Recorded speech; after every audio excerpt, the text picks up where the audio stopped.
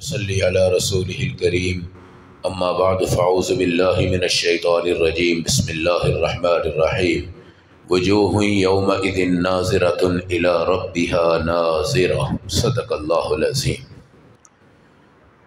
اللہ کی کائنات میں جتنی بھی تعریفات ہم سنتے اور کرتے ہیں، الذین یؤمنون بالغیب، اللہ کو دیکھے بغیر کرتے ہیں۔ ہماری جان چلی جائے مگر اللہ کو صرف ایک مانتے ہیں اور مانتے رہیں گے۔ اللہ کے ظاہر باطن تمام چیزیں اس وقت صورت سے، مثل سے، مثال سے، حلیے سے، تمام چیزوں سے پاک ہے۔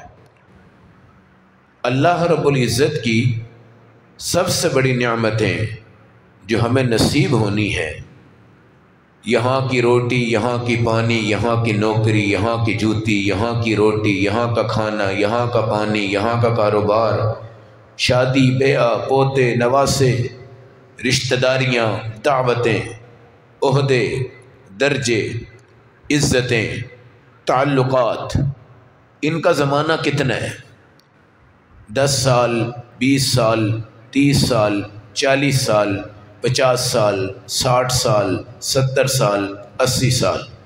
کل من علیہا فان ویبقى وجہ ربک ذو الجلال والاکرام، یہ سب چیزیں فنا ہو جائیں گی اور ایک اللہ کا نام، اللہ کی تمام چیزیں باقی رہیں گی۔ ہم مرتے ہیں جس وقت تو ہمارے ذہنوں میں کچھ چیزیں ہونی چاہیے جو ہم نے موت کے وقت یاد کرنی ہے۔ آج بندہ علم سے دور ہے، عمل سے دور ہے، ایمان سے دور ہے۔ وہ بیچارہ جس ٹائم مرتا ہے نا، اس کو صرف دنیا کی چیزیں یاد آتی ہیں اور وہ ان کے افسوس میں مر جاتا ہے۔ ہمیں ان چیزوں سے کیا غرض؟ اعلموا انما الحیات الدنیا لعب ولہو، جس اللہ نے دنیا بنائی ہے وہ اللہ کہتا ہے یہ کھیل تماشا ہے۔ کرکٹ کا میچ آیا، 8 گھنٹے ہو گیا، ختم ہو جاتا ہے۔ ہاکی کا میچ آیا، 4-6 گھنٹے ہو گیا، ختم ہو گیا۔ فٹ بال کا میچ آیا، 4-6 گھنٹے ہو گیا، ختم ہو گیا۔ کوئی کمپیوٹر پہ گیم کھیلی، بلیٹ کھیلی، کیرم کھیلے، کوئی جوا کھیلے، کوئی بنٹے کھیلے، کوئی چیز کرے، یہ گیا اور آیا، گیا اور آیا، گیا اور آیا۔ تھوڑی سی لذت لی اور پھر مٹ گئی، تھوڑی سی لذت لی اور پھر مٹ گئی۔ گناہ بے لذت ہے، گناہ بے لذت ہے۔ آپ ایک ڈرامہ دیکھتے ہیں، پھر اس کی قسط دوبارہ نہیں دیکھتے۔ آپ ایک فلم دیکھتے ہیں، 2-4 بار دیکھیں گے، 5ویں بار نہیں دیکھیں گے۔ کوئی بندہ زنا میں ہے، وہ 2-4 بار زنا کے عمل میں جائے گا، پھر اس سے پیچھے بھاگ جائے گا، اس کو نفرت ہو جائے گی۔ کوئی بندہ کسی جوئے میں ہے، شاید وہ بھی کسی ٹائم واپس آ جاتا ہے۔ ہر گناہ لذت نہیں ہے، ہر گناہ بے لذت ہے، بے لذت ہے۔ اللہ کا شکر ہے کہ آپ نماز پڑھتے ہیں تو سورۃ الفاتحہ پڑھتے ہیں فجر میں، پھر دوسری رکعت میں، پھر سنتوں میں، پھر ظہر میں، پھر عصر میں، پھر مغرب میں، پھر عشاء میں، وطروں میں، اشراق میں، چاشت میں، اوابین میں، تہجد میں، ہر چیز میں۔ کسی نے آج تک کہا ہے کہ میں فاتحہ سے تھک گیا ہوں یا مجھے فاتحہ دیکھنے کو دل نہیں کرتا؟ الحمدللہ، نیکی لذت ہے، گناہ بے لذت ہے۔ عمل صالح لذت ہے، گناہ بے لذت ہے۔ عمل کی زندگی ہمیشہ ہے، گناہ کی زندگی بہت تھوڑی ہے۔ عمل کا نور نور ہے، گناہ کی ظلمت اور تاریکی ہے۔ عمل ہمیشہ رہتا ہے، گناہ آتا ہے چلا جاتا ہے، گناہ آتا ہے چلا جاتا ہے۔ اس لیے حدیث میں آتا ہے لا یزنی الزانی حین یزنی وہو مؤمن ولا یسرق السارق حین یسرق وہو مؤمن۔ زنا کے وقت بندہ مومن نہیں ہوتا، یہ ایمان تھوڑا دائیں بائیں ہوتا ہے تو وہ زنا کرتا ہے، ورنہ ایمان اور کلمے کی تلوار شیطان کی ایسی اور تیسی کر دیتی ہے اور وہ گناہوں سے کیا کر دیتی ہے؟ اس کو دور کر دیتی ہے۔ میرے محترم بھائیوں، میرے دوستوں، میرے بزرگوں، آج کل کے سیزن میں آپ رمضان پہ چل رہے ہیں اور قرآن پہ چل رہے ہیں۔ یہ رمضان اللہ کا نام ہے، قرآن اللہ کا کلام ہے۔ یہ چاروں زندگیاں ہماری جو دنیا میں ہیں، چاروں سمت سے ہمیں اللہ نے گھیرا ہوا ہے۔ محیطم بالکافرین، کافروں کو بھی اللہ نے گھیرا ہوا ہے۔ اللہ ہمارے اگلے پچھلے سب کچھ جانتا ہے، مگر کیا ہم اس دنیا کی چند دن کی نعمت کو مرتے وقت یاد کریں؟ ہرگز نہیں۔ جب آپ مریں گے، میں مروں گا تو ذہن میں رکھیے گا، ذہن میں رکھیے گا، انشاءاللہ موت کے بعد ہم نبی پاک کا دیدار کریں گے، انشاءاللہ حشر کے میدان میں حضور پاک ہماری سفارش کریں گے، انشاءاللہ نبی پاک ہر کبیرہ گناہ والے کی معافی اللہ سے کروائیں گے، انشاءاللہ نبی پاک ہمارے اعمال تولنے کی نگرانی فرمائیں گے، پھر انشاءاللہ ہم پل صراط پہ کھڑے ہوں گے، حضور دعا کر رہے ہوں گے، اللہم سلم سلم سلم، اللہ میری امت کو سلامتی سے گزارو، پھر حضور پاک کہتے ہیں سارے نبی چلے جائیں گے، امتیں چلے جائیں گی، میں آخر میں جاؤں گا، حالانکہ اللہ مجھے پہلے چابی دیں گے، لیکن میں یہی کہوں گا، جیسے کوئی طوفان آتا ہے نا تو ماں کہتی پہلے بچوں کو کرو اندر، پھر بچوں کو، بیٹیوں کو، بیٹوں کو اندر کرو، اندر کرو، اندر کرو، اندر کرو، ماں اگر تباہ بھی ہو جائے نا وہ تباہ ہو جاتی ہے، مگر بچوں کو پہلے اندر کرتی ہے، نواسوں کو پہلے اندر کرتی ہے، پوتوں کو پہلے اندر کرتی ہے۔ میرے آقا ہم سب کے باپ ہیں، والد ہیں، رحمت للعالمین ہیں، حضور پاک سے اللہ کہیں گے جاؤ بھائی، اللہ کے نبی کہیں گے ابھی نہیں جانا، ان کو بھی لاؤ، ان کو بھی لاؤ، ان کو اندر کرو، ان کو اندر کرو، وہ بھی جائے، یہ بھی جائے، وہ بھی جائے، یہ بھی جائے، آپ ہیں اول لیکن خود اپنی مرضی سے آپ آخر میں جائیں گے، اور دائیں بائیں آپ نظریں دوڑائیں گے، جس طرح ایک شفیق ماں اپنے بچوں کو دیکھ رہی ہوتی ہے، اپنی امت کو دیکھ رہی ہوتی ہے، کیا عجیب کمال ہوگا، وہ خوبصورت نظارہ ہوگا، پھر جنت کا گیٹ بند ہو جائے گا، اب ہم سب جنت میں ہیں انشاءاللہ، اور جنت ٹھنڈک ہے، جنت مزہ ہے، جنت ذائقہ ہے، جنت ہمیشہ ہمیشہ ہمیشہ کے لیے ہے، وَأَوْرَثَنَا الْأَرْضَ نَتَبَوَّأُ مِنَ الْجَنَّةِ حَيْثُ نَشَاءُ، اللہ ہمیں آج پراپرٹی کا مالک بنائیں گے، ہم جنت میں جس جگہ چاہیں ٹھکانہ بنائیں۔ جنت میں کیا نعمتیں ہیں، وہاں پر ایک حضرت داؤد جیسے پیغمبر کی تلاوت آپ سنیں گے انشاءاللہ، پھر نبی پاک کی تلاوت آپ سنیں گے، پھر جمعہ کے دن اللہ آپ کو سفید کپڑوں میں نور کے ممبر پہ بٹھائیں گے، اور سامنے اللہ خود جلوہ افروز ہوں گے، اس کو دیدار الہی کہتے ہیں، اس کو دیدار الہی کہتے ہیں، یہ بہت بڑی نعمت ہے، بہت بڑی نعمت ہے، اس کا ذائقہ بیان سے باہر ہے، اس کا مقام بیان سے باہر ہے، اس کے حالات بیان سے باہر ہیں، یہ جو میری اور آپ کی آنکھ ہے یہ تو اللہ کے سورج کو 2 منٹ نہیں دیکھ سکتی، آپ کبھی سورج دیکھیں، آنکھ نیچے کر لیتے ہیں، یہ بلب جو ہے نا آپ ٹیوب کے بالکل سامنے جائیں آپ 1 منٹ میں آنکھ نیچے کر لیں گے، 1000 واٹ کے ادھر بلب لگائیں اس کی طرف دیکھیں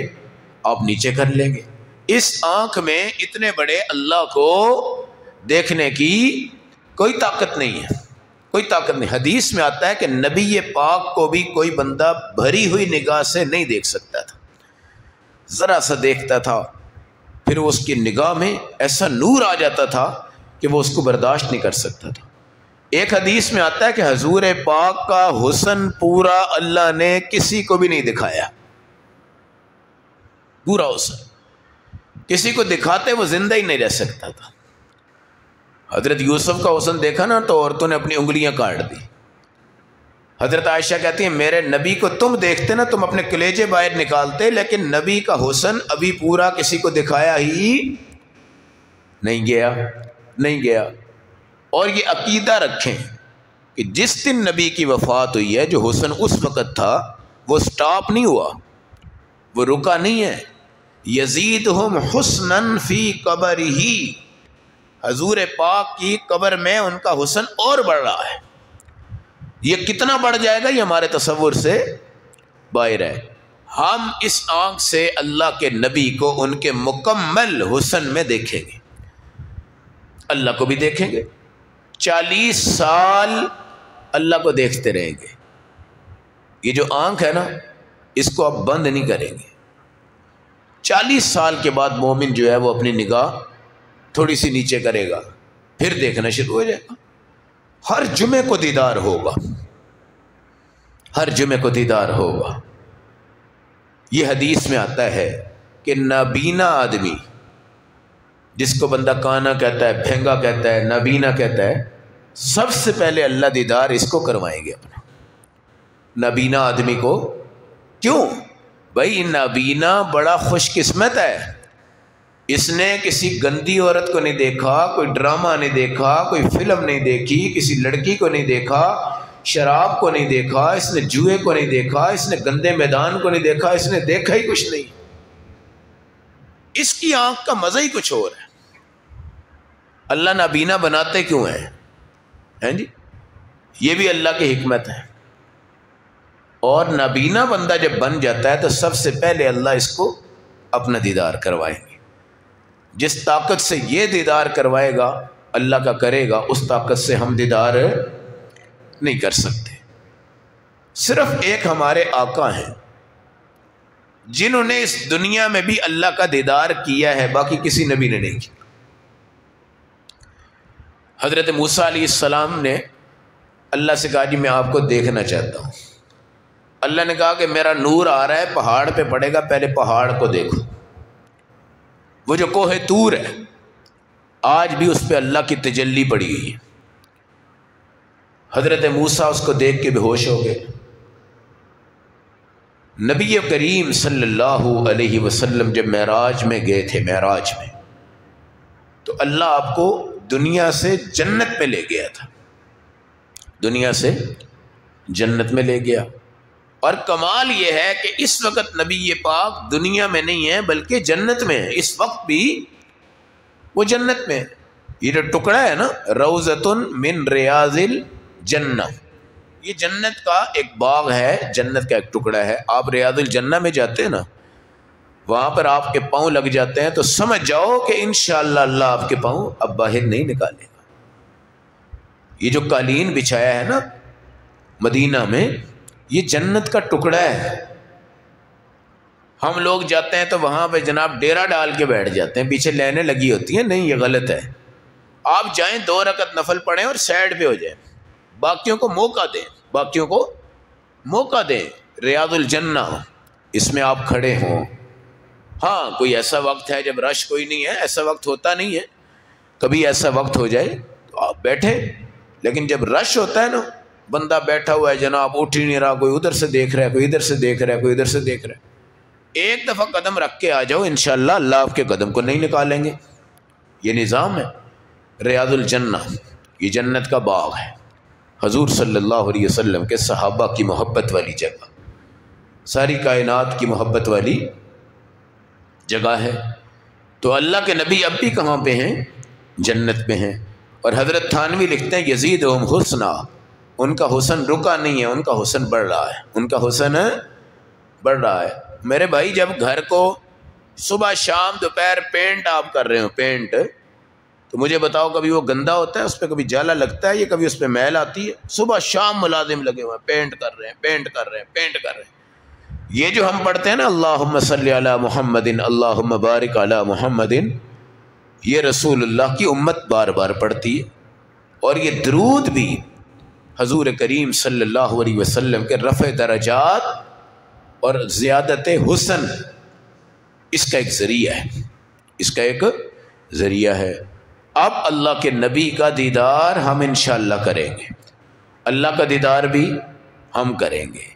اس کے لیے اپنی آنکھ کو اس دنیا میں گندگی سے بچانا ہے اور اپنی آنکھ کو بالکل پاک رکھنا ہے۔ مدینہ میں ایک عورت تھی، نوجوان لڑکی تھی، یہ جو اوباش گنڈے جیسے آج کل کالج میں ہوتے ہیں، 5 اکٹھے ہو کے جناب موٹر سائیکلوں پہ جا رہے ہیں، کسی بچی کو گھیرا ڈال کے چھیڑنا شروع کر دیتے۔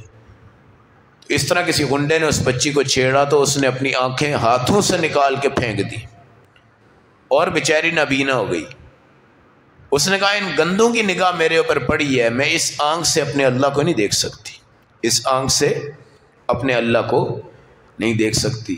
اب 10 گھنٹے ٹی وی کے آگے بیٹھنے والا بندہ سوچے کہ یار میں اس آنکھ سے اللہ کو دیکھوں گا مجھے شرم نہیں آئی، حضور کو دیکھوں گا مجھے شرم نہیں آئی، قرآن کو دیکھوں گا مجھے شرم نہیں آئی، حضرت داؤد کو دیکھوں گا، انبیاء کو دیکھوں گا، پیغمبروں کو دیکھوں گا، مجھے شرم نہیں آئی۔ اس لیے میرے نبی نے فرمایا آنکھوں کی حفاظت کرو، شرمگاہوں کی حفاظت کرو، دنیا کی گندگی سے آہستہ آہستہ نکل جاؤ، آنکھ کو بچا کے نکل جاؤ، اس آنکھ نے اللہ کا دیدار کرنا ہے۔ اب مرتے وقت میرے بھائی آپ نے اپنے پلاٹ، دکان، پیسہ، کاروبار، اس کا دھیان نہیں کرنا۔ مومن مرتے وقت اپنے اللہ کا دیدار سوچے، نبی کا دیدار سوچے، حضرت داؤد کا دیدار سوچے، اپنی حوروں کا دیدار سوچے، جنت کی 4 نہروں کا دیدار سوچے، جنت کے درختوں کا دیدار سوچے، اپنے حبیب کا دیدار سوچے، جنت کے کھانے سوچے، جنت کے پینے سوچے، جنت کے نوکر سوچے، جنت میں جوان ہو کے جائے گا، کبھی بوڑھا نہیں ہوگا، یہ تصور کرتا رہے۔ یہ تصور کرے گا تو مسکرا کے دنیا سے جائے گا، مسکرا کے۔ حدیث میں آتا ہے کہ مومن کی موت پیشانی کے پسینے سے ہوتی ہے۔ کس سے ہوتی ہے؟ پیشانی کے۔ یہ اللہ جو ہے نا انگلیوں سے گناہوں کو کھینچتے ہیں اور کرتے کرتے کرتے اس کی پیشانی پہ، اور یہ نچڑ جاتا ہے۔ کپڑا آپ نچوڑتے ہیں نا، تو آپ نے نچوڑا، آپ کے بچے نے نچوڑا، آپ کی بیوی نے نچوڑا، آپ نے کہا ذرا ادھر لاؤ، ابھی صحیح نہیں نچڑا، ٹھیک ہے جی، بچے نے نچوڑ دیا۔ اب باپ ماشاءاللہ طاقتور ہے، اس نے کہا بیٹا ابھی اس کو اور نچوڑو، وہ اور بل دیتا ہے اس کو، تو وہ اس کا بالکل نچڑ کے آخری قطرہ گر جاتا ہے۔ اس طرح مومن کے گناہ جو ہیں وہ اللہ کھینچتے ہیں پاؤں سے، اور وہ یہاں سے آ کے نکلتے ہیں۔